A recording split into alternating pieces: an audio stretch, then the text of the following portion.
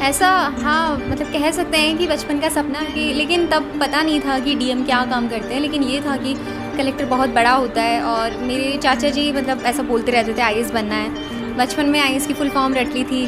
लोगों को कहती थी, टीचर्स जब पूछते थे क्या बनना है तो कहती थी आईएएस बनना है। बट के साथ देख रही थी तो उसने मुझे हक किया। और उसके बाद फैमिली में मेरी सिस्टर ने भी देख लिया था तो उसका कॉल आ गया था। बाकी मैंने सबसे पहले खुद से तो मम्मा को बताया था। वो नहीं कर पा रही हूँ, सेक्शनल टेस्ट में एटलीस्ट आपको 100 प्लस तो करना ही है। और मैं कहूँगी कि 120 के अराउंड मेरा स्कोर हमेशा आता था, और जिसमें मेरा कम आता था तो मैं उसका वापस रिवीजन करती थी। सेकंड है कि जब मैं रेगुलरली तो 7 to 8 आवर्स, एक्चुअली मैंने ऐसा कोई स्ट्रिक्ट टाइम टेबल तो फॉलो नहीं किया था, लेकिन मेरा ये था कि सुबह उठते ही मतलब जब मैं अकेली रहती थी तब मैं सीधा सुबह उठते ही ईयरफोन्स लगा लेती थी, और कोई भी करंट अफेयर्स का कुछ ऐसा आ रहा है, बहुत सारे यूट्यूब चैनल्स हैं। Welcome to 9 ultimate. अभी हमारे साथ सुलोचना मैम है जो कि 22 साल की उम्र में यूपीएससी एग्ज़ाम क्लियर किया है। तो मैम से आज हम लोग जानेंगे कि मैम की क्या जर्नी रही, कैसे तैयारी किया, कौन कौन सी बुक पढ़ी, तमाम सारी चीज़ पे बात करने वाले हैं। तो आप सब लोग अंत तक बने रहे और नया है तो चैनल को सब्सक्राइब जरूर कर ले। सबसे पहले मैम इस एग्ज़ाम के लिए आपको बहुत बहुत बधाई। थैंक यू मैम आप कैसा फील कर रहे हैं यूपीएससी एग्ज़ाम क्लियर करके? अभी तो बहुत अच्छा फील हो रहा है, लाइक कुछ अचीव किया है बहुत बड़ा, अच्छा लग रहा है। आप मतलब पहली बार में क्लियर कर गए, कई लोग मतलब नहीं क्लियर कर पाते हैं कई वर्षों तक राजेंद्र नगर, मुखर्जी नगर में, तो क्या वजह होती है? अनफॉर्चुनेटली कुछ बच्चे नहीं कर पाते हैं, तो मुझे लगता है कि उनकी स्ट्रैटेजी में कुछ प्रॉब्लम्स हो सकती है, या फिर रिवीजन की कमी हो सकती है, और लैक ऑफ कंसंट्रेशन भी हो सकता है। बट मोस्टली अगर आपका सिलेक्शन नहीं हो पा रहा है तो एक बार अपनी स्ट्रैटेजी को वापस एनालाइज़ कीजिए कि उसमें कुछ प्रॉब्लम है, आपको कुछ चेंज करने की ज़रूरत है, तो आप उसको मॉडिफाई करते रहिए, तो आपकी स्ट्रैटेजी के साथ आपका सिलेक्शन भी पक्का हो जाएगा। मैम अपना नाम और एजुकेशनल बैकग्राउंड बताइए। मेरा नाम सुलोचना मीना है। मैंने बीएससी में बॉटनी ऑनर्स किया है मिरांडा हाउस दिल्ली यूनिवर्सिटी से। जी, तो आपने कब तैयारी की शुरुआत किया? जब मेरा कॉलेज का ग्रेजुएशन कंप्लीट हुआ था 2020 में, तभी से मैंने स्टार्ट कर दिया था होल हार्टेडली यूपीएससी के लिए। इस एग्ज़ाम के लिए मैम आपको कहाँ से मोटिवेशन मिला, मतलब कब मन में आया मतलब कि इसका तैयारी किया जाए? ऐसा होता है कई लोगों को बचपन से सपना होता है, वैसे आपको कब मतलब मन हुआ था ऐसा हाँ, मतलब कह सकते हैं कि बचपन का सपना है, क्योंकि लेकिन तब पता नहीं था कि डीएम क्या काम करते हैं, लेकिन ये था कि कलेक्टर बहुत बड़ा होता है। और मेरे चाचा जी मतलब ऐसा बोलते रहते थे आईएएस बनना है। बचपन में आईएएस की फुल फॉर्म रट ली थी। लोगों को कहती थी, टीचर्स जब पूछते थे क्या बनना है तो कहती थी आईएएस बनना है। बट कोई गाइडेंस नहीं थी, पता नहीं था कि क्या करना है। फिर जब डीयू गई तो वहाँ पे काफ़ी अच्छी गाइडेंस मिल गई, और उसके बाद मैंने उसी बात पे चली। और उसी डीयू में जब मैं कॉलेज में मैंने एनएसएस ज्वाइन किया था, उस टाइम पे मुझे लगा कि हाँ, मैं सोशल सर्विस के लिए भी हूँ, प्लस मुझे अथॉरिटी एंड लीडरशिप स्किल्स भी क्योंकि मेरे पास है, और मुझे अथॉरिटी के साथ वर्क करना ज़्यादा पसंद है। तो आई थॉट कि I am one of the best suitable candidate for civil services. Result आने के बाद आपने सबसे पहले किसे कॉल किया या रिज़ल्ट के लिए मैंने खुद नहीं देखा था लैपटॉप पे, और सबसे पहले बताया नहीं, मैं एक फ्रेंड के साथ देख रही थी तो उसने मुझे हक किया। और उसके बाद फैमिली में फिर मेरी सिस्टर ने भी देख लिया था तो उसका कॉल आ गया था। बाकी मैंने सबसे पहले खुद से तो मम्मा को बताया था। अच्छा मैम, आपने मतलब प्रीलिम्स के लिए क्या स्ट्रेटजी रखा था, जरा बताएंगे? कई लोग मतलब कमेंट करते रहते हैं। प्रीलिम्स के लिए ये था कि स्टार्टिंग में आप जो पढ़ रहे हैं सब्जेक्ट्स, तो सब्जेक्ट वाइज मॉक्स लगाइए जो प्रीलिम्स वाले होते हैं, तो उससे आपको पता लग जाएगा कि इन डेप्थ आप कितना अच्छे से उस सब्जेक्ट को ग्रैस्प कर पा रहे हो। अगर आपका अच्छे स्कोर नहीं कर पा रहे हो, सेक्शनल टेस्ट में एटलीस्ट आपको 100 प्लस तो करना ही है। और मैं कहूँगी कि 120 के अराउंड मेरा स्कोर हमेशा आता था, और जिसमें मेरा कम आता था तो मैं उसका वापस रिवीजन करती थी। सेकंड है कि जब प्री आ रहा है तो उससे 3 महीने पहले आप मेंस का पढ़ना बंद कर दीजिए, क्योंकि बेसिक सी बात है, अगर आपका प्री नहीं होगा तो आप मेंस की प्रिपरेशन का क्या कर लेंगे।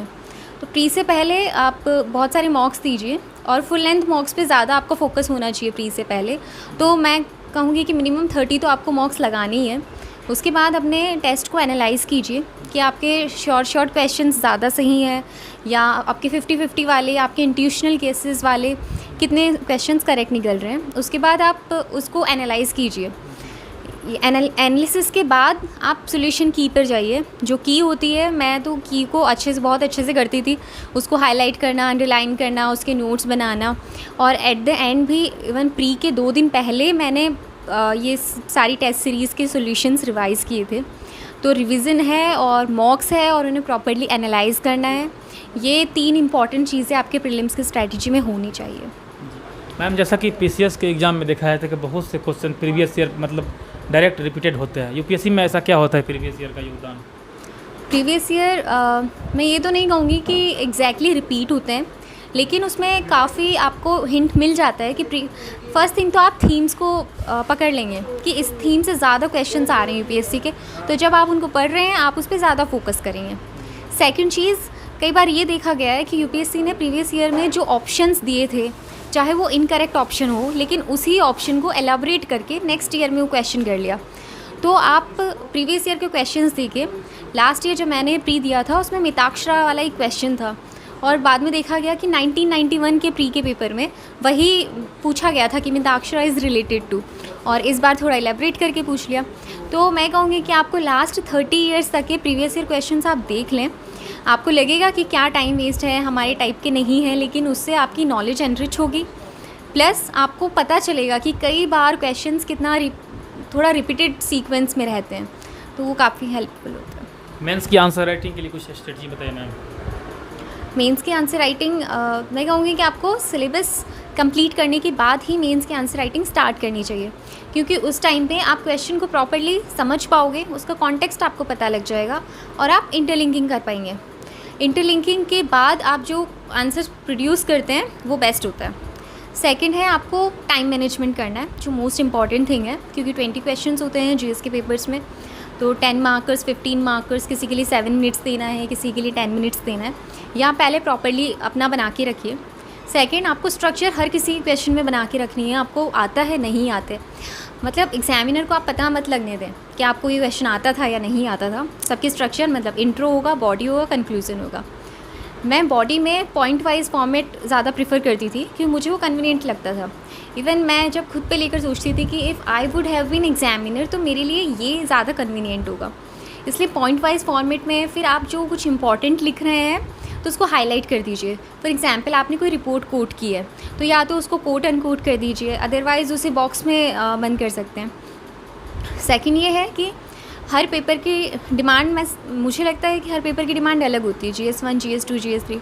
तो जैसे GS1 है उसमें जियोग्राफी, आपको मैप्स आप थरो होने चाहिए मैप्स के साथ, फिज़िकल जियोग्राफी के भी।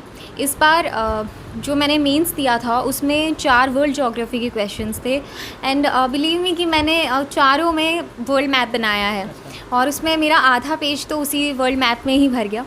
लेकिन मुझे ऐसा भी लगता है कि उसी से मुझे अच्छे मार्क्स मिले होंगे, क्योंकि अगर एग्जामिनर का मन नहीं है आपको क्वेश्चन पढ़ने का, वो बस ऊपर ऊपर से देखेंगे कि हाँ यहाँ वॉल्केनोज थे, इसने बना दी है, मतलब शी नोज दिस। फिर GS2 में पॉलिटी, कॉन्स्टिट्यूशन, गवर्नेंस है, सोशल जस्टिस है, वहाँ आप कॉन्स्टिट्यूशन के आर्टिकल्स का भरपूर यूज़ कीजिए। देखिए DPSPs तक तो आपको मतलब आपकी फिंगर टिप्स पे होने चाहिए कि ये आर्टिकल इसका है, ये आर्टिकल इसका है, और उसको आप वाइजली यूज़ कीजिए। फंडामेंटल राइट और DPSP दोनों मतलब पूरा याद ही होना चाहिए, आर्टिकल वगैरह जो या आर्टिकल नंबर से याद होना चाहिए कि इंटॉक्सिकेशन का है तो आर्टिकल 47 यूज़ कर दिया है, तो ऐसा आप डायरेक्टली उसको यूज़ कर पाएंगे। तो इससे कभी कभी ये होता है कि हमें कंक्लूज़न आता नहीं है माइंड में, तो हम कंक्लूड कर देंगे। सेकंड, आप SDGs जो सस्टेनेबल डेवलपमेंट गोल्स हैं, वो 17 गोल्स सब कुछ कवर करते हैं, चाहे पावर्टी, हंगर, जेंडर इनइक्वालिटी, उसको भी आपको फिंगर टिप्स पे होना चाहिए, आप उससे कंक्लूड कर सकते हैं। तो ये कंक्लूज़न के कुछ ऐसे टिप्सी चीज़ें रखिए कि अगर आपको कुछ नहीं आ रहा है तो आप जल्दी में कैसे कर देंगे, पर अपनी स्ट्रक्चर मेंटेन करनी है। उसके बाद GS3 में इंटरलिंकिंग का काफ़ी इंपॉर्टेंट रोल होता है, मुझे लगता है बहुत इंपॉर्टेंट रोल उसका है।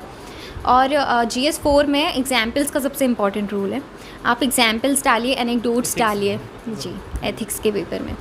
तो वहाँ पे और आपको ये एग्जाम्पल्स कैसे मिल सकते हैं, या तो आप किसी कोचिंग के जैसे मैंने राउस के मेंस कंपस से उसके लास्ट कुछ पेजेस में बहुत सारे एग्जाम्पल्स दिए हुए थे इंटेग्रिटी के, ऑनेस्टी के, मैंने वहाँ से पहले वो पिक किए। उसके बाद आप फेमस पर्सनैलिटीज़ के लाइफ स्टोरीज से एग्जाम्पल्स ले सकते हैं। थर्ड, मैंने बहुत सारी टॉपर्स की कॉपीज़ देखी और मैंने देखा वो भी काफ़ी अच्छे से एग्जाम्पल्स यूज़ करते थे, तो मैंने वहाँ से लिविंग एग्जाम्पल्स लिए कि किसी IAS का था, एक IPS थे सर, उन्होंने अपने बेटे को अरेस्ट किया था। तो ये मतलब आप जब ऐसे एग्जाम्पल्स वहाँ पे कोट करेंगे तो उन्हें भी इंटरेस्ट आएगा और आपको ज़्यादा मार्क्स मिलेंगे। केस स्टडीज़ में आपको एक स्ट्रक्चर मेंटेन करके रखनी है, चाहे उसमें पूछा है या नहीं पूछा है, आपको स्टार्टिंग में ब्रीफ करना है, एक इंट्रो देना है। लास्ट में जब आपने बॉडी लिख दी है तो भी आप छोटा सा कंक्लूज़न लिखें, लेकिन उसे कंक्लूड कर दीजिए। कुछ ज़्यादा क्वेश्चंस नहीं है पार्ट्स में, तो आप उस टाइम पे एथिकल डिलेमास ऐसे करके टॉपिक डालकर और फिर थोड़ा अपना स्पेस को उसको वाइजली यूटिलाइज़ कर सकते हैं। तो ये हो गया। और एसेस के लिए कोट्स, डेटा, ये सब चीज़ें आपकी हैंडी होनी चाहिए। जो एसे कहा गया था काफ़ी डिफिकल्ट पूछा गया था, जहाँ से जैसे कि मैं मैथ्स का रिव्यू ले रहा था तो हमको बताया गया था। इस बार के एसेस में काफ़ी फ़िलोसफिकल टच बहुत ज़्यादा था। पहले ऐसा होता था कि एक सेक्शन में फ़िलोसफिकल आएंगे और दूसरे सेक्शन में कुछ जीएस का आ जाएगा। इस बार दोनों में फ़िलोसफिकल आ गए थे, तो आपको ऐसे सिचुएशन के लिए प्रिपेयर्ड रहना चाहिए। सिंस आ गया था तो अब तो आपको प्रिपेयर्ड रहना ही होगा। फ़िलोसफिकल में ये है कि आप बहुत सारी मल्टीपल डायमेंशंस देखिए। अब उसको आप किसी भी चीज़ के ऊपर देख सकते हैं। अगर आपको कोई टॉपिक दिया है तो आप उसको देखिए कि ह्यूमंस को वो कैसे अफेक्ट करेगा, नेचर को कैसे अफेक्ट करेगा, एनिमल्स का, वाटर का, आप उस चीज़ का देखिए। फिर आप उसको एक रीजनल लेवल पे देख सकते हैं, स्टेट के लेवल पे, नेशनल, इंटरनेशनल। कई बार थीम्स ऐसे होती है कि पास्ट, प्रेजेंट, फ्यूचर सब, और it is all about articulation and multiple perspectives. आप जितने मल्टीपल पर्सपेक्टिव डालेंगे उतना अच्छा होगा। और कई बार हम फ्रेमवर्क यूज़ करते हैं सोशल, लीगल, पॉलिटिकल, तो इसमें आपको एक पेज से ऊपर किसी में भी नहीं देना है। एक पेज आपको सबको देंगे। आप जब इंट्रो दे रहे हैं तो उसको, मैं यूजुअली एनेक्डोट से स्टार्ट करती थी, या फिर कोई भी अपने मन से कोई स्टोरी बना ली। मैंने कोट्स ज़्यादा मैं यूज़ नहीं कर पाती थी, तो 1-1.5 पेज तो आपको इंट्रो में लग जाता है। उसके बाद मैं एक फ्रेमवर्क बनाती थी कि ओके, मैं अब now we shall analyse this and then we will see consequences, ये कॉजेज़, कॉन्सिक्वेंसेस, ताकि एग्जामिनर के माइंड में एक बार पहले ही फ्रेमवर्क बन जाए कि ये आने वाला है। और मुझे ये मेरे लिए बेस्ट सूटेबल लगता था। उसके बाद आपकी मेन बॉडी स्टार्ट होगी। लास्ट में 2 पेजेस आप अच्छे से अपने कंक्लूड करने के लिए उसको रखें। स्टार्टिंग में मैं करती थी, मुझे लगता था कि कंक्लूज़न हाफ पेज में हो जाएगा, लेकिन मुझे फिर वही रिव्यूज़ आते थे कि एब्रप्ट एंडिंग है। तो आप एटलीस्ट 2 पेजेस मिनिमम ये सोच के रखिए कि यहाँ तो मुझे कंक्लूड करना है धीरे धीरे। और ये सब आपको एक फ़्लो मेंटेन करना है, कॉन्टीन्यूटी रखनी है। जब एसेस में हम आर्ग्यूमेंट्स देते हैं तो आपके पास अगर डेटा है कुछ उसको सब्सटेंशिएट करने के लिए, तो प्लीज़ वहाँ पे डालिए, आपको उसके भी एक्स्ट्रा मार्क्स मिलेंगे। That's all about answer writing. Ma'am कितने घंटे पढ़ाई करती थी? मैं रेगुलरली तो 7 to 8 आवर्स पढ़ती थी। टाइम टेबल थोड़ा बताइए आप, मतलब आपकी हॉबी क्या थी ये सब? एक्चुअली मैंने ऐसा कोई स्ट्रिक्ट टाइम टेबल तो फॉलो नहीं किया था, लेकिन मेरा ये था कि सुबह उठते ही मतलब जब मैं अकेली रहती थी तब मैं सीधा सुबह उठते ही ईयरफोन्स लगा लेती थी, और कोई भी करंट अफेयर्स का कुछ ऐसा आ रहा है, बहुत सारे यूट्यूब चैनल्स हैं। एक हर्षित द्विवेदी सर का चैनल है, उस पर मैं देखती थी, तो वो स्टार्ट कर दिया, फिर मैं सुन लिया उस टाइम पे। फिर ब्रेकफास्ट के टाइम पे मैंने मैप्स को देख लिया, तो वो मैप्स भी काफ़ी, इसलिए मेरी मैपिंग अच्छी हो गई थी। उसके बाद मैं अच्छे से पढ़ना स्टार्ट करती थी। तो जैसे प्री के पहले का टाइम था, तो मैं सुबह के 2 घंटे सी सेट के लिए रखती थी, because I was not confident in maths.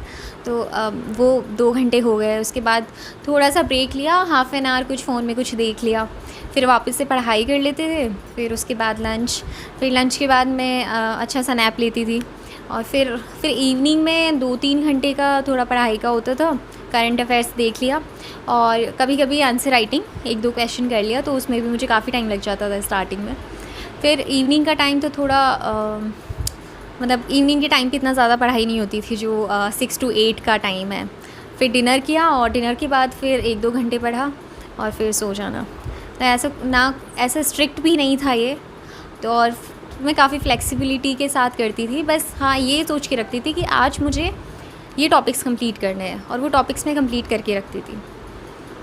चलिए ठीक है, thank you ma'am. Thank you.